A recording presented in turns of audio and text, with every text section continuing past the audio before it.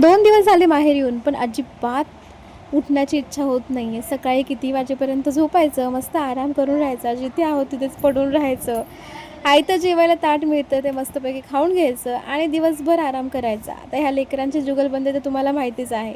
इतकी मस्ती चालू असते दिवसभर आणि आमचा दिवस कुठे जातोय, काय होतंय काहीच कळत नाही आहे. दिवस कुठे गेला ते कळलंच नाही, पण आज संध्याकाळी आम्हाला काकूंकडे जायचं होतं. आता इथे नवरीबाई होत्या, त्या जाणार होत्या मुंबईला, निघणार होत्या, त्यामुळे तिलाही भेटायचं होतं. अंकल पिलूला घेण्यासाठी खूप उतावळे होते, बट ती त्यांच्याकडे जायला तयारच नव्हती. त्यांनी जेव्हा शर्ट घातलं तेव्हा लगेच ती निघाली.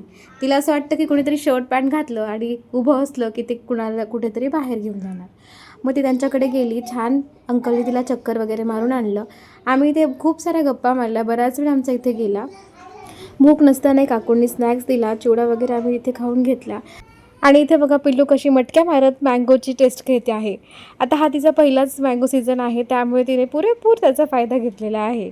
पुण्यामध्ये असतानाही तिने भरपूर मँगो टेस्ट केले आणि इथे आल्याच्या नंतर आता इथे रात्री या सगळ्यांचा ना ट्रिप प्लॅन होत होता, वॉटर पार्कचा ट्रिप प्लॅन होत होता आणि त्यामध्ये मला अजिबातच काहीच घेणं देणं नव्हतं, कारण मी कुठेही जाणार नव्हते. आता पिल्लू लहान आहे, पिल्लूचा पहिला उन्हाळा आहे, त्यामुळे कुठलीही रिस्क घ्यायची नव्हती. या सगळ्यांचं 12-1 वाजेपर्यंत डिस्कशन चालू होतं, कुठे जायचं, कसं प्लॅन करायचं आहे. आता हे सगळे कुठे गेले आहेत ते ऐकण्यासाठी नेक्स्ट ब्लॉग बघायला विसरू नका. चला पुन्हा भेटू एका छानशा ब्लॉगमध्ये. तोपर्यंत बाय बाय.